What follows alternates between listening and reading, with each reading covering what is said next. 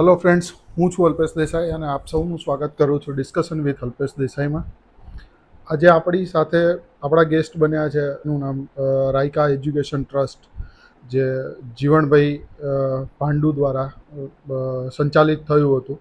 મુકેશભાઈ સાથે વાત કરશું કે રેક્ટ શું છે.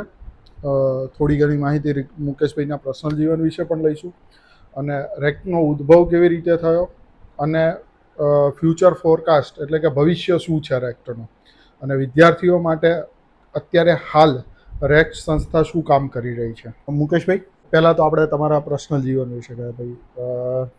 જેમના ફાધર જીવણભાઈ જોરાભાઈ દેસાઈ પાંડુ, જે એક રબારી સમાજનું અને ગુજરાતમાં કહીએ તો પણ ઘણું મોટું નામ છે, તો એમના નામનો પ્રભાવ તમારા બાળપણમાં સ્કૂલ, યુનિવર્સિટી અને તમારા પર્સનલ જીવનમાં શું છે?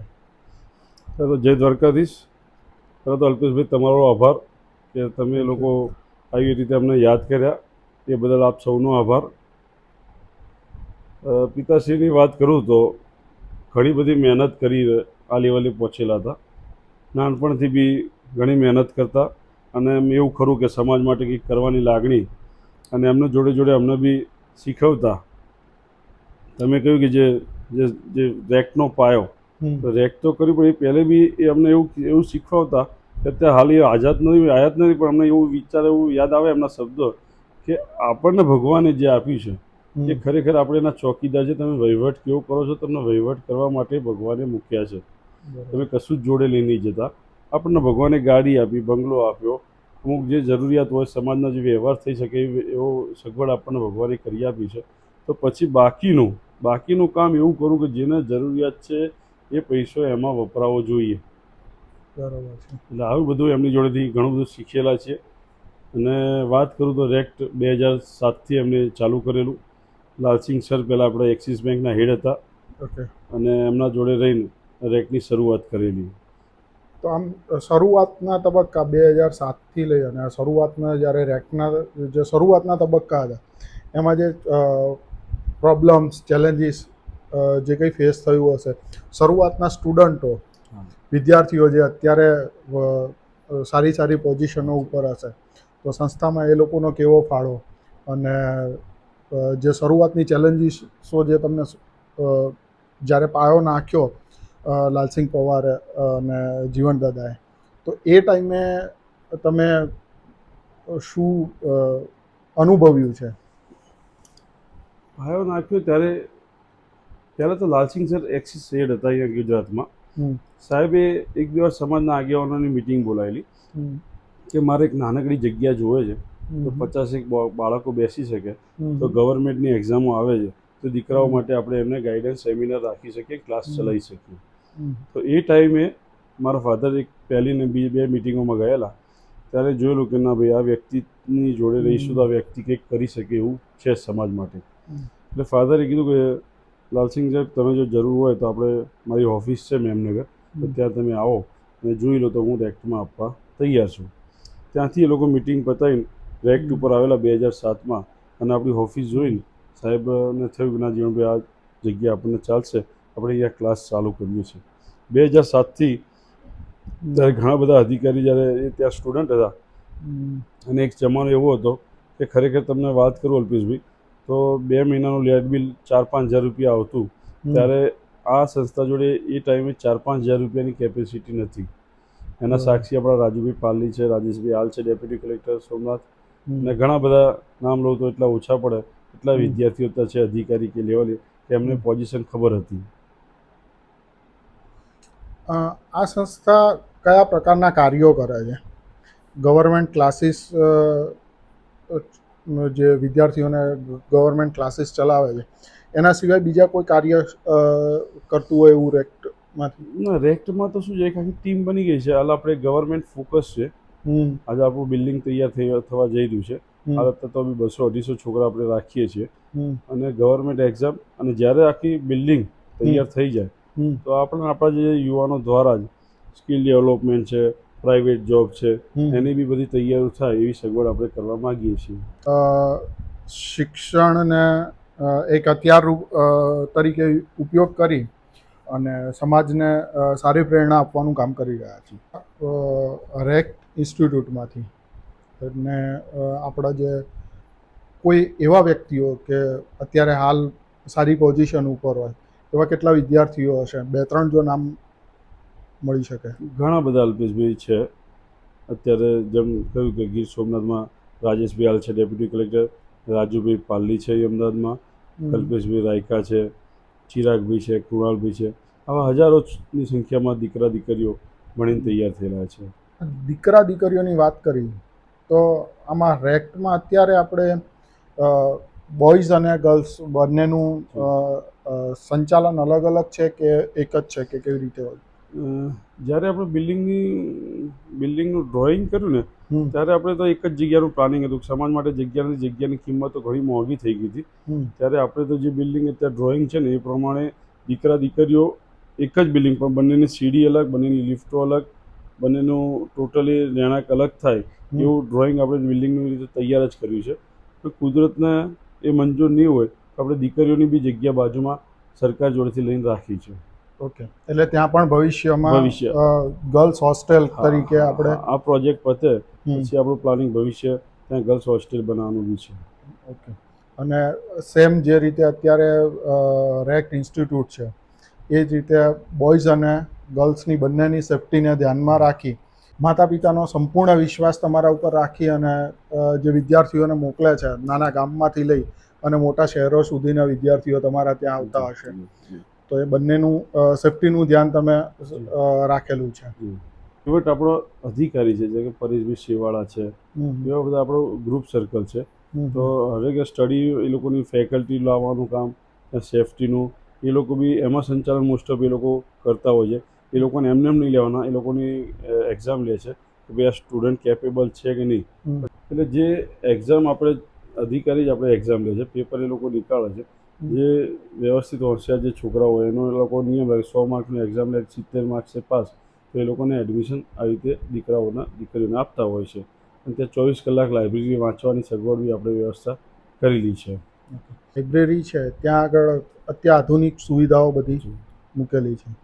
હવે આ બધું ફેકલ્ટી લાવવા, સંસ્થાનું કન્સ્ટ્રક્શન કરવું, સંસ્થામાં જે વિદ્યાર્થીઓ રહે છે એ લોકોને જમવા ખાવા રહેવાની બધી સુવિધા, એ બધું શું સંપૂર્ણ ફ્રી ઓફ કોસ્ટ હોય છે? ના, આ લોકો આપણે 3000 રૂપિયા જેવી ફી રાખી છે મંથલી. 3000 રૂપિયા, કારણ કે ખર્ચો બહુ જ હોય છે. અમને પોતાને ખબર છે, જમણવાનો ખર્ચો બી હોય છે. અને બીજો સમાજનો બી આભાર માનીએ છીએ કે સમાજ જ્યાં અમે જઈએ ત્યાં કાં તો કોઈ જાતે બી અમે ના જઈએ તો બી લોકો જાતે 11,000, 21,000, 25,000 રૂપિયા જમણવારના ખર્ચા પેટે સંસ્થાને આપતી હોય છે. અમુક ભંડોળ એનો બી મદદ બહુ થાય છે. તો એમાંથી આપણો સંસ્થાનો ખર્ચો નીકળતો હોય છે. પહેલાંના મંથલી 3000 રૂપિયા લઈએ છીએ, એમાં એને ફેકલ્ટી, લાઇબ્રેરી અને ત્યાં રહેવા જમવાના સાથે, એટલે મૂળ મફત જ કહેવાય 3000 રૂપિયા તો. એટલે એ બી વ્યવસ્થા આપણે કરી શકીએ છીએ. આ ફંડિંગ અને સંસાધનોનું મેનેજમેન્ટ તમે કેવી રીતે કરો છો? ફંડિંગ સમાજમાં ખૂબ બહોળો સમાજ છે. હું જ્યાં સુધી સમજું ત્યાં સુધી આટલા બધા વિદ્યાર્થીઓ 3000 રૂપિયાની એક સામાન્ય કોસ્ટ તમે લો છો, જે સામાન્ય કોસ્ટ પ્રમાણે 3000 રૂપિયા એટલે આજના જમાનામાં કશું જ ના થઈ શકે, બરાબર? તો એની સાથે તમે ફેકલ્ટીની સુવિધા આપો છો, રહેવા ખાવાની બધી સુવિધા આપો છો, પ્લસ આટલું મોટું કન્સ્ટ્રક્શન ચાલી રહ્યું. તો આ બધું જે ફંડિંગનું છે એ શરૂઆતથી કેવી રીતે તમે આયોજન કર્યું હતું? ફંડિંગમાં તો અલ્પેશભાઈ તમને કહ્યું કે પહેલાં તો ઘણીવાર તો એક જમાનો જ્યારે શરૂઆતથી ત્યાં તો ફંડિંગ હતું નહીં. ધીરે ધીરે આપણે 2016માં શિક્ષણ રથ બી નીકાળ્યો. અને ઘણી બધી વાત કરવા જોઈએ તો ઘણી બધી લાંબી છે આખી સ્ટોરી તો બહુ, પણ આપણે સમાજ માટે દાન ઉઘરાયું અને કોઈ 11,000, 21,000 જે આપે છે ફંડિંગ, એમનો બહુ સપોર્ટ રહેલો છે. પછી આપણે જગ્યા લીધી, શિક્ષણ રથ ફેરવ્યો હતો, તો 5 કરોડ રૂપિયા અને 61 લાખ રૂપિયા જેવું આપણી જોડે કેશ આવેલી 2016માં. અને શિક્ષણ રથ ફરીને પછી આપણે પ્રાઇવેટ જગ્યા લીધી 17.5 કરોડમાં. 17.5 કરોડમાં. અને આપણે એને 17.5 કરોડ ખર્ચો કરીને અત્યારે જે બાંધકામ ખર્ચો છે એ લગભગ અમે 17 કરોડની આસપાસ, 17 કરોડ 32 લાખ આસપાસ પહોંચી ગયેલા છીએ. એટલે ટોટલ અપ્રોક્સિમેટલી આપણે વિચારવા જઈએ તો 40 કરોડની આસપાસ પહોંચવા આવ્યું. 40 35 થી 40 કરોડ. 40 કરોડ આસપાસ પહોંચવા આવી ગયા છે. ઓકે, તો આ બધું સંપૂર્ણ ખર્ચ સમાજ તરફથી અને સમાજના સમાજ. આગેવાનો તરફથી. સમાજ છે તો આપણે છીએ, સમાજ આ દાન આપે છે તો આપણે ટકી રહ્યા છીએ. સમજી લો, 100%. સમાજ દાન ના આપે એની અમે નસીબદાર છીએ અને સમાજને બે હાથ જોડી વિનંતી કરી કે અમે નસીબદાર છીએ કે અમને આટલો વિશ્વાસ અમારા ઘર પર મૂક્યો અને અમે આ જવાબદારી નિભાવી રહ્યા છીએ. ખૂબ જ સરસ કે તમે આ કાર્ય કરી રહ્યા છો. ભગવાન દ્વારકાધીશ તમને આનાથી બી વધારે આ કાર્યમાં હિંમત આપે જી. અને તમે આગળ વધી શકો એવી આશા રાખું જી. છું. શિક્ષણ સંસ્થા છે અને ગવર્મેન્ટે અમુક સહાય કરી છે, તો શું આપણી સંસ્થાને એવી રીતે કોઈ ગવર્મેન્ટની સહાય મળતી હોય છે? બીજી કોઈ સહાય જો આપણે લીધી ને, આપણે જગ્યા માટે, જે જગ્યા કન્યા છાત્રાલય માટે આજે હાજર છે નહીં પણ એમણે ના ભૂલી જાય, વિજયભાઈ રૂપાણી સાહેબે મદદ બહુ કરી હતી. જે આપણી બોયઝ હોસ્ટેલ જે બની ગઈ છે અત્યારે, તો એમાં આપણે 40% કપાત હતી. તો આપણે સરકારમાં રજૂઆત કરી હતી. એમાં તેજાભાઈ પાલોદર આપણને ખૂબ સપોર્ટ કરેલો, પાલોદરના સુરત રહે છે, તો એમના થ્રુથી આપણે ગયેલા અને એમને આપણને 40%ના બદલે 10% લઈને 30% પાછી આપી હતી. એટલે સરકારે લગભગ 2,000 વાર જેટલો પ્લોટ આપણને પાછો આપ્યો હતો. અને એની સાથે સાથે આપણે રજૂઆત એવી કરી હતી કે પહેલાંની જૂની માંગણી આપણી હતી, કન્યા છાત્રાલય માટે એક જગ્યા માગેલી હતી વૈષ્ણોદેવી આજુબાજુ, તો એ બી જગ્યાને સરકારને વાત કરી તો એ બી 12.5 કરોડમાં 6,000 વારનો એફપી આપણને ફાળવી આપ્યો છે. એટલે આ સરકારે બે સહાય ખૂબ મોટી કરેલી. અને હમણાં તમે કદાચ જો 2 દિવસ પહેલાં જ જો સાંભળે સમાચાર મળ્યા છે તો 60 લાખ રૂપિયા અમિતભાઈ શાહ સાહેબે અમને ગ્રાન્ટમાંથી આપણને ફાળવ્યા છે સોલર માટે. બહુ સરસ. તો ફંડિંગ મેળવવું એ બહુ મોટો જે પડકાર. બહુ ફંડિંગ આપણે થોડો ઘણો બી દુઃખ એ બી થાય છે કે લખાયેલું ત્યાં આપણી જોડે 10 કરોડ ઉઘરાણી બાકી છે અને એ પેમેન્ટ નથી આવતું. જે પ્રોજેક્ટ થોડો લેટ થયો છે, જે મોંઘો બી પડ્યો છે, તો એ લેટ થવાના કારણ એ બી છે કે આ કારણોસર લેટ થયું છે. અચ્છા, આ પ્રોજેક્ટ જે આપણે જ્યારે નીમ મૂકી અને અત્યારે લગભગ 7 માળનું 9 માળનું જે બિલ્ડિંગ બનાવી રહ્યા છે, તો એ ક્યાં સુધી સંપૂર્ણપણે પૂરું થઈ જશે એનું કંઈ? લગભગ આપણી ગણતરી 4 મહિનામાં, 4 થી 5 મહિનામાં ઓપનિંગ કરવાનું પ્લાનિંગ છે. 4-5 મહિનામાં ઊભું થઈ જશે. આપણે 148 જેવા રૂમ છે, નીચે એક ભોજનશાળા મોટી વિશાળ બનાવી છે અને ફર્સ્ટ અને સેકન્ડ છે એ ટોટલી ક્લાસરૂમ અને લાઇબ્રેરી, કોમ્પ્યુટર રૂમ્સ, આવી બધી તૈયારીઓ આપણે કરી રહ્યા છીએ. એટલે અદ્યતન આધુનિક. હા, અત્યારે આધુનિક ભવિષ્યમાં આખી તૈયારી એવી રીતે કરશું. અને 2 બેન્ક્વેટ હોલ. પહેલાં તો ગમે ત્યાં જતા એટલે સમાજમાં ઘણીવાર સાંભળવા મળતું કે દરેક સમાજની વાડી છે પણ આપણા સમાજની વાડી નથી. કલ્પેશભાઈ, આનંદની વાત એવી થશે કે ટૂંક સમયમાં લગભગ ઉપર નીચે 2 જગ્યાએ, નીચે બી 400-500 માણસ ને ઉપર બી 400-500 માણસની કેપેસિટીના 2 બેન્ક્વેટ હોલ આપણા તૈયાર થઈ ગયા છે. અચ્છા. જી. જે સંપૂર્ણ રૂપે સમાજ સેવાના કાર્ય અર્થે વપરાશ. નોમિનલ ચાર્જ દઈશું કે ચાર્જ એટલો લેવો પડે કે આ સંસ્થા આખું બિલ્ડિંગ ઊભું થશે, આખું એસી ક્લાસરૂમ, લાઇબ્રેરી છે, એને ચલાવવા માટે બી ભંડોળ જોશે. રોજ તો હું તમારી જોડે આવીને માગી નહીં શકવાનો, રોજ તમે મને આપી નહીં શકવાનો. અને મારી બી જવાબદારી જે તૈયાર કરીને સોંપવાની, સમાજની રીતે તૈયાર કરવું કે એમાંથી, એના ભંડોળમાંથી સંસ્થા ચાલી જાય. બરાબર છે. ઓકે, એટલે 6-1 મહિનામાં 5 થી 6 મહિનામાં મોસ્ટ ઓફ કામ પતી જશે, સંપૂર્ણપણે કાર્યરત થઈ જશે. એક્ઝામ આપતા હોય છે વિદ્યાર્થીઓ, એમાં સૌથી મોટો પડકાર તમને શું ફેસ થયો છે? કે જે ગામડાથી આવતો બી છોકરો હોઈ શકે છે અને સિટીમાંથી આવતો હોય, તો એ બંનેની રહેણી કહેણી અલગ હોય, બંનેના વાણી વર્તન અલગ હોય, વત્તા જે તમે ફેકલ્ટી લાવો છો એની સમજાવવાની શક્તિ અલગ હોય, તો આ બધું કેવી રીતે બેલેન્સ થતું હોય છે? જેને ભૂખ છે ને અલ્પેશભાઈ, જે ગામડાનો કહો કે સિટીનો કહો, બંને દીકરાઓને આપણે ઘણી વાર જોયેલા, જેને ભૂખ છે, જેને કંઈક કરવું છે, જેને ઘરની ખરેખર જરૂરિયાત છે, એ રાત દિવસ મહેનત કરે છે, એમાં કોઈ શંકાનું સ્થાન નથી. એ સિટીનો હોય કે ગામડાનો હોય.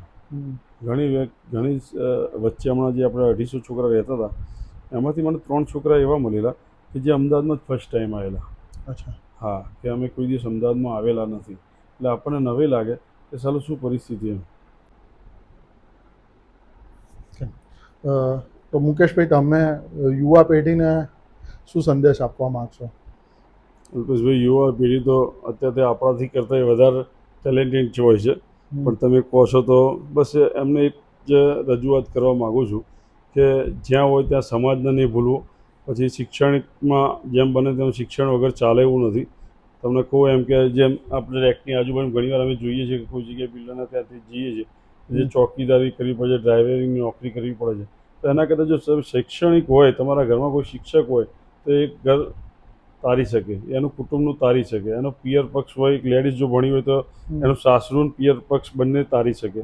તો દીકરા દીકરીને જ વિનંતી કે શિક્ષણ વગર ચાલે એવું નથી. અને જ્યાં બી તમને જે વિષયમાં રસ હોય, તમને જેમાં કંઈ બી, તો પણ એવું જ કરજો કે એમાં થોડો અનુભવ લઈને જોબ કરીને અને પોતાનો બિઝનેસ થાય, તો એવી આશા તમારી જોડે રાખીએ છીએ કે પોતે ધંધો કરે અને કંઈક આગળ વધે એવી હું રજૂઆત કરું છું કે ગમે તે કરજો, નોકરી કરતાં ધંધો આગળ જાય એવી હું રજૂઆત કરું છું. જે રીતે મુકેશભાઈએ કીધું કે જે રીતે સમાજનું યુવાધન છે જે અત્યારે સામાન્ય નોકરીઓ કરે છે, નો ડાઉટ દરેકની ઘરની પરિસ્થિતિ સરખી નથી હોતી, ક્યાંક કોકને જરૂરી હોય છે નોકરી કરવી, પણ એ નોકરીની સાથે જો તમે હજુ પણ શિક્ષણ લેવાના લાયક છો તો ડેફિનેટલી તમારી ઉંમર નથી નીકળી ગઈ. એક તો પહેલી વસ્તુ કે ભણવાની ક્યારેય કોઈ ઉંમર નથી હોતી, બરાબર? તો તમે શિક્ષણને વળગીને રહેજો અને ભણીને આગળ વધજો એવું મુકેશભાઈની એક રિક્વેસ્ટ છે. જે જીવણદાદાએ 2007માં એક નાનું છોડ વાવ્યો હતો જે આજે એક મોટું વટવૃક્ષ બની ગયું છે. આપણે સૌ એ વટવૃક્ષની ડાળી તરીકે ઘણા બધા રેક્ટના વિદ્યાર્થીઓ, જે કોઈ પોલીસ કોન્સ્ટેબલ હશે, તો કોઈ ડેપ્યુટી મામલતદાર હશે, કાં તો કોઈ મામલતદાર હશે, તો એ બધાને એક રિક્વેસ્ટ છે કે તમે તમારા ગામમાં, તમારા એરિયામાં, તમારી સોસાયટીમાં, તમારા આપણા રબારી સમાજના જે નેસડા હોય છે એમાં તમે દરેકને શિક્ષણરૂપી જ્યોત જગાવી અને પરિવારને આગળ લઈ જવાનું કામ કરજો. ખૂબ ખૂબ આભાર મુકેશભાઈ. આભાર તમારો.